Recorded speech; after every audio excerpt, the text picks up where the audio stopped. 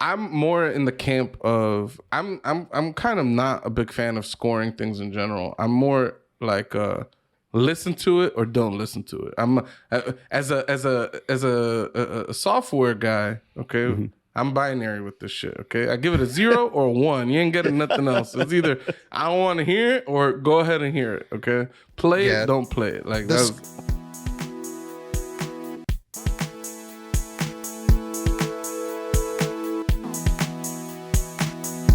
So we also have another hot album that was also dropped. And he has a little bit of controversy behind his story and his what the fuck he does. But you know, make him dance, Tory fucking Lanez. Oh my god! Opening with the most controversial shit. Some would say he's blackballed in the industry right now. I don't know, man. His album Alone at Prom, 80s vibe, shit is it was weird at first, right? The whole 80s shit music thing, but I gotta say, I listened to it 2-3 times and I like a couple of the songs. I don't like everything, but shit is it's a new Tory Lanez, put it like that. It's none of his old shit. It's some shit that I can put on and I can just do other shit too. Like it's just good, mellow, chill background noise. I loved the 80s inspired beats. I kind of hate when they repurpose like hooks in songs and choruses in songs, but that first fucking track pulled it the fuck off, dude. It's so good. Oh, Enchanted Waterfalls? Mm-hmm. It was weird. I didn't really like it that much. That one was just like the sound is cool, but it's just so long for unnecessary. Like, it did feel like a long song. I will give you that. But I think that his beats are kind of like sleepy and dreamy too, so it makes the songs feel longer. Some real like Enchanted Forest type albums, just mad. All I could think of when I listen to this album, all the sound waves and all that shit is fucking Blade Runner. That's all I can think of. Like or Drive, the movie Drive, how that synthesizer fucking Blade Runner's all I think about at all times. Any given moment, ask me what I'm thinking about, it's probably Blade Runner. Yo, bad 80s music haircut. Like that's all I'm doing when I'm listening. Doughboy's going back to the dancing for the audio listeners. Real cheesy dancing. I enjoyed the album. I thought it was good. I don't have any like prior baggage. Like I know there's other people that dislike the album. Tony's saying it's a brand new song. I've never listened to a single Tory Lanez song even. Same. So sitting down and listening to this album is my first Tory Lanez experience. And I was actually surprised. This guy's a little guy, by the way. He's tiny. Fucking man. Chris sent me a video of him rapping on Sway in the morning. And he's sitting in the chair rapping. When he stands up, he's the same fucking height. It's just hilarious. but it was just interesting to see, like, oh, is he a rapper, this guy?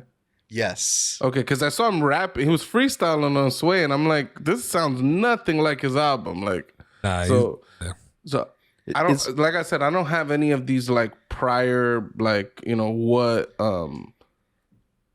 I expected out of this. Like, I just sat down and listened to it and thought it was cool. And I know that it's a hip hop album, but is it a rap album? Because I got like R&B chill hop kind of vibes from it more than. This is R&B for sure. I wouldn't even. This is a pop album. I wouldn't call this R&B, and I wouldn't call it hip hop. Like, it's whatever The Weeknd is doing.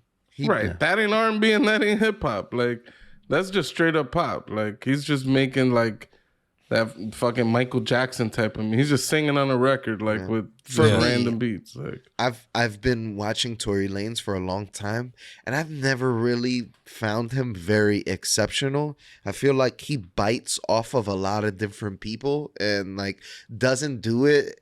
He was really going after Drake. It was so weird. He had a really weird obsession with Drake early on in his career. And he wanted Drake to acknowledge his existence or some bullshit like that. It was so weird. Because they're Canadian rappers. Yeah, he's both Canadian. Drake's Canadian, but I think he has some sort of Napoleon complex. Some weird fucking like it's weird. I think with this album, he finally jacked somebody and did it exceptionally. Who did he jack? The Weeknd, like very obviously. How did he jack The Weeknd? It's just the sound, the sound of the album, the direction. It just sounds like a Weeknd album. If Have you listened to The Weeknd, Tony? Yeah, the past His two new or album three or albums. the last two albums? Yeah, just in general. I don't really Even listen the to The new Weeknd album. like that at all. Yeah, so You should listen to him. It's like this sound. It's like a 80s type vibe, singing over like, I don't know, like synthy beats and stuff. That's weird. I got some Drake vibes from this one too, like that Certified Lover Boy album that y'all made us listen to. I could see some parallels with that album and this one with some of the beats and whatnot. That's weird because I listened to Weeknd's album. It dropped Friday, yesterday. And this shit sounds just like Tory Lanez album. But the Weeknd's album, right? And I'm not trying to go into The Weeknd, but I'm talking about Tory Lanez, but that shit goes way more into like a 80s. That's like a deeper dive into the 80s. Like Tory Lanez I feel like just scratches the surface of the 80s, and it's great. I like it compared to The Weeknd's fucking deep dive of the 80s. You know what I mean? But I think personally, this might be Tory Lane's best body of work. Like I really I don't really listen to him too much, but like nothing that he's put out really has caught my. I know that he did like one album where he tried to bring back like old styles of music and old songs. yeah, his biggest song was like, Jerry Splunger. It's a T-Pain Yeah. thing. Like that music drop. When he dropped that shit was fucking great. Like he yeah, so dropped. I know everybody liked that, but I didn't really like that like really as much as everyone else. This shit in the beginning, I started listening to this album like 3-4 weeks ago, and I fucking hated it. And now I can't stop listening to it. It's like it's grown on me. It's seeped in. All the songs that I hated, I love them now, and I'm like, what is this shit? It's weird. I'm glad. but I'm glad you admitted it. Cause Yeah. in the party chat, I swear to God, I told you like, yo, you and Chris was disrespecting this fucking album. Yeah. And you was like, nah. I'm like, bro, I heard you say this album was trash. But First I'm it glad. was like- I said nah, that Doey liked the album.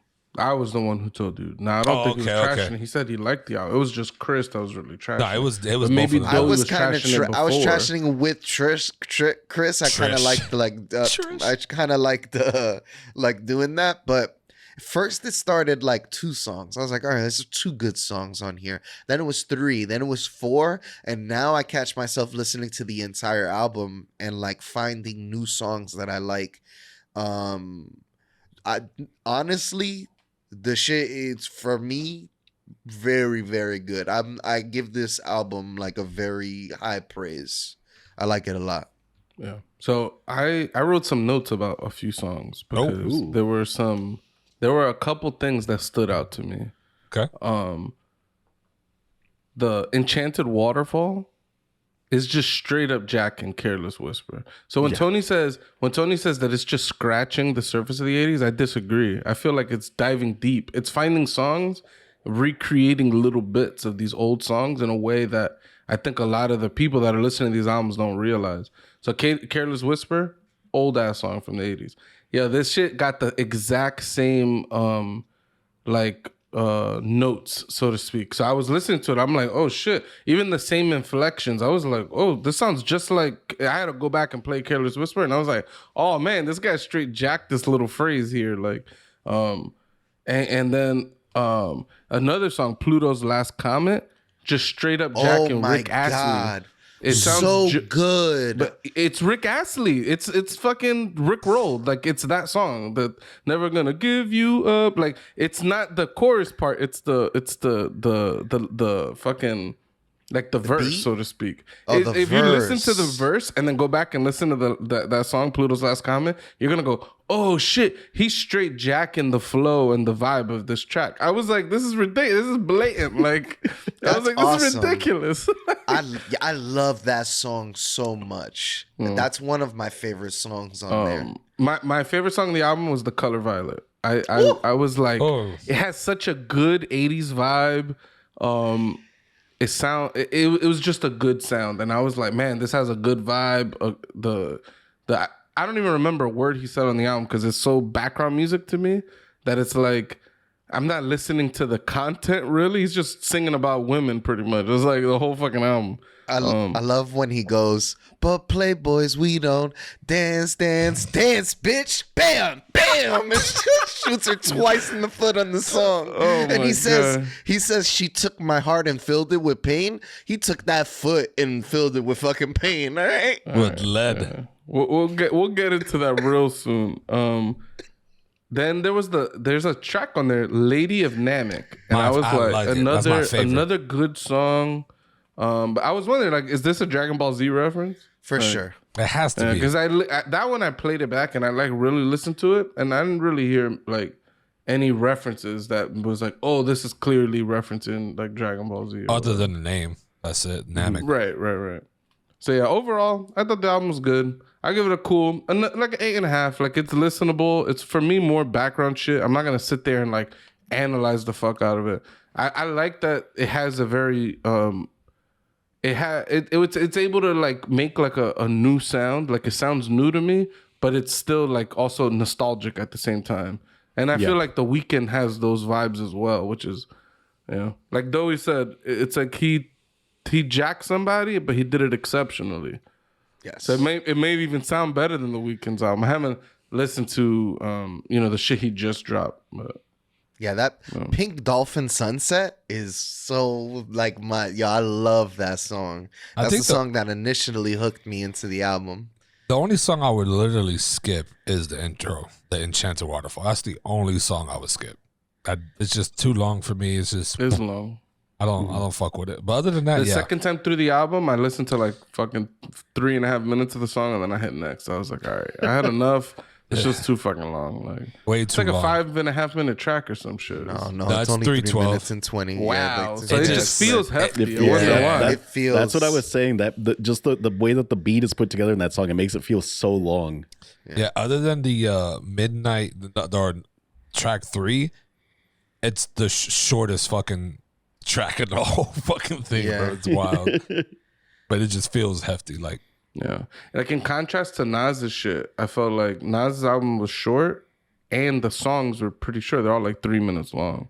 I don't know. I felt like I saw a couple 5-minute tracks on this album. I'm like, yo, this is too fucking hefty. Like, yeah, no, there's 4:15 and 4:19. So those might be the 5-minute tracks. That I don't know. Yeah. No, listen, music, I try to go back and listen to old 90s music. I'm like, yo, these songs are 5 minutes. Like, what are we doing here? You want the flip side of that? Start getting into like old school punk rock, and their songs are like 1.5 minutes long. Or like I love that. 40 seconds long. I really like that style of music, that real hard and quick. I think the perfect track is like 3:12, 3:15. I don't think you want to go past that. When you get them 2-minute songs, you feel, especially with hip hop, because the choruses take up space. Like for example, the fucking like Method Man and Redman track is on. Beautiful. It's a good song. Oh, the Rock Wilder. It's only like 2 minutes and some change. It feels too short. It feels like I just didn't get enough of them on the song. Like I feel like I just needed like another like 20 seconds of pop. Like that might be the greatest song in hip hop, with accompanied by video. That song is incredible. I remember the first time I heard that song, I was in Florida, and the guy had like a really good car system. It was one of my mom's boyfriends. Quick side note, when she broke up with him, he came back to the house. He wanted his basketball and his PS1 games back, and I did not give him the PS1 games. I gave him the basketball though. But yeah, that song sounded amazing. He wanted his basketball back. He says, he knocked on the door. I'm like 9 years old. I open up and he's like, I want my basketball back. Wait, how old was this guy? What the fuck? He was obviously not that old in the brain. He was fucking a dickhead. Yeah, but you should have whipped out. You should have whipped out your Nerf guns and told him, "Dance, bitch." But nah, yeah. I was gonna say something. That Pink Dolphin Sunset though. Is it what grabbed you? Was it? It wasn't the lyrics. Was it the beat? Oh nah, everything. This album is like it creates an entire vibe, and like this the vibe of this album and these songs, they just grab me. I really like singing. I like some R&B. I like chopping and screwing R&B, and I could really like hear myself like doing stuff to this album. Oh, And like it's just chopping and screwing. yeah, just certain things about I gotta like put the song on in order to give you like that play by play. Nah, let's not get shut down. But it's like it's so atmospheric. I've got a tangent, but it's related because the ranking system, like where do you rank this 1 to 10? Brought this to mind because I think that the 1 to 10 is such a flawed system for ranking things. Because I've been watching a lot of old school boxing recently, right? Watching a lot of old boxing matches, and there was one in particular. I forget who I was watching, but they were talking about the announcers were talking about how flawed the boxing point system is, right? Bucha knows this. 10-9 is the traditional, right? Someone loses the round, someone wins the round. That's you get 10-9. If you get knocked down, that's a 10-8, right? And that's all they ever use. That's all they use in this whole 10-point system that they have is just 10-9, 10-8. And he was talking about really fucked up. You get knocked down like 3 times, they might give you a 10-7. But beyond that, they don't fuck around. But he was talking about how they need to start using the full 10-point system. Like maybe 10-9 it's a close round. 10-8 is you got your ass kicked. You didn't get knocked down, but you got your ass kicked. You were fighting on the back of your feet the entire time or something. 10-7 is you're knocked. Like I think it's an interesting thing about like these 10-point systems we use, and then we don't use any of them. Yeah, I think we've like as flawed as it is, I think it's like I think of it like our 2-party system is like you start off with all these parties, and because of the rules that we vote by, you end up with just 2 no matter what. Mm-hmm. And I think boxing's the same way. I think it leaves a bad taste in everybody's mouth if someone gets so fucked up in one round. Let's say you give it a 10-1, and then the rest of the fight you score like just 10-9 and blah blah blah, and then you read the scorecards, and then you're like, oh, this guy lost, even though he won like every single round after that because he got one bad round. It's so doing all the variable scoring stuff, I think it could create weird discrepancies like that. And I think they've settled on just like this set of rules for scoring. But yeah, I'm more in the camp of I'm kind of not a big fan of scoring things in general. I'm more like listen to it or don't listen to it. I'm as a software guy, okay. Mm-hmm. I'm binary with this shit, okay? I give it a 0 or a 1. You ain't getting nothing else. It's either I don't want to hear it or go ahead and hear it, okay? Play it, don't play it. Like the score really just creates controversy. That's all that really does. Like for me, this is a 10 album. Oh, you're fucking tripping. Yeah. Damn. So the 10 album for me. It's grown on me. It's grown on me. I really like it, and I give it a 10. I come back to it. I've put it on my playlist. He's gonna go and listen to Careless Whisper, then go listen to Never Gonna Give You Up, and he's gonna go back and listen to Tory Lanez album. He's like, damn, dude, this dude's straight jacking. So is it confirmed that he shot Megan Thee Stallion in the foot or not? I couldn't figure out from all the shit that I was reading.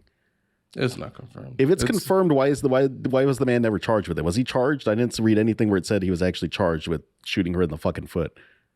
The whole foot thing is a pretty new development. I think back then he got arrested for having a gun on him. Yeah. And then the way that she puts the story is like she was afraid of saying, yo, he shot me in the foot to the cops because then the cops were going to get violent. And she's like, she didn't want to get in the middle of, cops shooting into the car at this guy while she was in the car or anything like that. Like, so she was like, that's what she says. Like she was trying to look out for her own safety. Then later, after the fact, she told them like, "Okay, these injuries on my foot were he did it, yeah, from the gun." But then again, it's like the cops on the scene must see that she's bleeding profusely. Like it should look like a gunshot. She said, "Oh, I stepped on glass." It's like you got a fucking hole in the top of your foot. Like what the fuck you mean you stepped on glass? Like. I would have loved to have somebody inside that car record what the fuck happened, because how the fuck do you go out and just shoot somebody like in the foot? Even though I've been saying it for years that I wanted to do that to Michael, may he rest in peace. But Like this man literally shot somebody in the fucking foot. Like, did it accidentally go off? Did you was really trying to make her dance type shit in the whip? Like, it's just the whole dance bitch joke that we keep saying is because in the story that she put out, she said that he was shooting at her feet and yelling at her to dance, bitch. Like if he was the fucking. Who's the Looney Tune guys with the guns? Yosemite Sam. Yosemite Sam. Like, da, da, da, da, da. I don't know why. It's fucked up that we're laughing so much about this. Okay, I was thinking about it this morning while shaving my head, okay? We ghetto bastards, we have a very skewed perception on what's funny. Like, for example, the other day, there was a video of a guy going into a barbershop and shooting the shit out of a barber. Oh, and then someone else turning around and shooting him in the head. So it's a video with 2 murders. And we're all laughing about this video because the guy across from the shooting was sitting in his chair. He was getting the hot towel treatment. You know, we all love the hot towel treatment. Facts. He has the hot towel on his face. And the guy, there's a shootout, right? The guy shoots one guy, then the guy in the chair gets up and shoots the other guy. The guy doesn't budge, not a fucking inch. And we found that shit hilarious, right? So we're already looking past the fact that there's 2 murders in this video and we're making jokes about the guy in the chair. So it's like we have such a skewed perception when it comes to violence and shit that I don't know if it's just like we grew up, violence was so regular that someone getting shot in the foot is not that shocking. It's like, all right, yeah, he's a piece of shit. He should go to jail for that. But wasn't it hilarious when he was yelling dance? But like, you know what I'm saying? Like it's so fucked up because it's so abusive and we're laughing at abuse pretty much. I think the most fucked up thing is to shoot someone twice in the same foot, man. Like, spread it out. Don't shoot someone twice in the same fucking spot. I mean, if you had to pick 1 foot or 2 foot, I'm choosing double shots in 1 foot. Yeah, well, it's the difference between crutches and wheelchairs, man. Yeah. Like you're fucking crippling this person for good. Like I don't know, man. I feel like two bullets in a foot is gonna ruin that foot for life. 1 bullet, you might just have a little bit of a limp or something. She seems like she's doing all right. She walked across stage and stuff like that. She just got graduated. Shout out to her. She's been in college this entire time. She's been like going through her career. So that's rad. That is dope. Yeah, her foot, she seems like she never got shot. She's twerking the best way she can. She's doing crazy shit. She looks like she's very strong. She's a big chick. She's a horse. She's a stallion. She can take some abuse. All right? She's going to bounce back. She's a hefty woman. Like, she looks strong. She got them Chung Lee legs. She's like 6 foot tall. She's big. Like, she looked like she could take a hit. Like a linebacker hit. That's why Tory Lanez shot her, probably. That's why he shot her. She could play basketball D, like defense. It's also basketball. insane. She can crush that watermelon with her thighs. Yeah, it's insane, by the way, that Tory Lanez's little 5'3" ass standing next to Megan Thee Stallion. Like, and when you look at the pictures, they look of similar height. I think they're doing the Tom Cruise thing where he's standing like 4 feet in front of her to take these pictures. There's just no fucking way that there's a 9-inch height discrepancy, and then all these pictures, they kind of look like they're like in parody. It's like he's doing the Tom Cruise thing. He's standing forward in the picture to appear larger because there's no fucking way. Okay, there's no way. That's all I gotta say. Really Maybe he's got some crazy lifts on. He's basically wearing high heels himself. He's on stilts. Oh man. But not yet. Tony, we want to rank this album. We're gonna do our ranking system. Pooch is giving it a 1. That's a listen. Yeah, I give it a 1. Nah, 1 out of 1. I You give should it listen to the album. It's good. I give it an 8. A solid 8.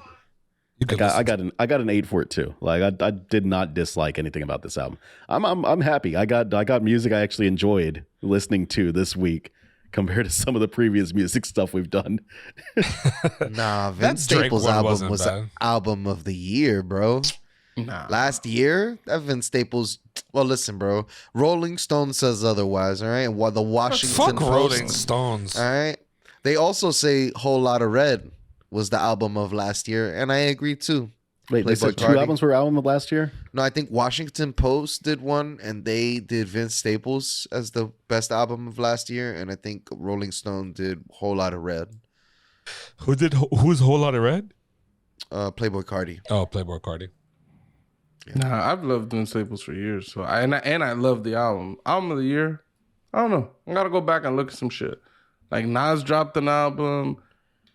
Kanye dropped an album. There was a lot of shit going on last year. Like I don't know. I don't know if Vince Staples take it, but The Kanye one I could not vibe with.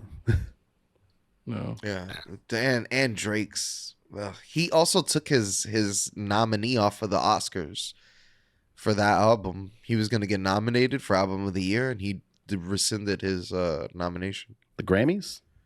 Or then the Oscars, some shit like that. One of those.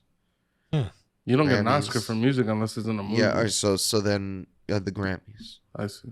Yeah, I'm like an Oscar for now. Yeah, No, I thought maybe there was like a movie that had come out and he released a song for it or something. why do you rescind it? Like, is there like a beef? Because I think everyone knew that shit was kind of subpar, and he should why should he receive a fucking award for a subpar album? It's like when I said I don't think Donald Trump will run a second time because I think his ego is not going to allow him to lose. And I was wrong. He ran again and lost, but I was surprised. He did better than I thought, but I didn't think that he would like. So you're saying the same thing? Like his ego was like, I don't want my album nominated because it's gonna lose. I don't want to lose, pretty much. Yeah. That's interesting. Huh. But wait, did everybody give their review? I got an 8, Mateo 8, Pucho 8.5, or 1. No, you gave it a 1. And 1 out of 1. Go listen to it. And I gave it a 10. Perfect.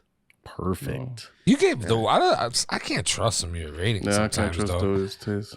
Like It's okay. the Cuban sandwich was the start of me realizing the bullshit you be on. Like it's weird. No, for me it was Dead Space 2. For me, it was the Plants vs Zombies. It was Dead Space 3, you mean? Oh, Dead Space 3. He corrected that shit. Wow, Plants vs. Zombies? That's crazy.